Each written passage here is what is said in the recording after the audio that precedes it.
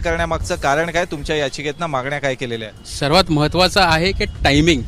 लोकसभेच्या इलेक्शनच्या नंतर हे जे कोलिजनमध्ये आहेत ते तिघडी सरकार आहे, त्यांचा फेल्युअर त्यांना कमीत कमी मतदान भेटलेलं आहे आणि येत्या विधानसभाच्या हे डोक्यासमोर ठेवून त्यांच्या डोळ्यासमोर ठेवून हे योजना आलेली आहे. क्लिअरली एक करप्ट प्रॅक्टिस आहे, हे ब्रायबरी आहे. इलेक्शनच्या टायमाला जेव्हा पैसे वाटप करतात तेव्हा election commission under section 123 of representative of people act या अंतर्गत ऍक्शन घेते.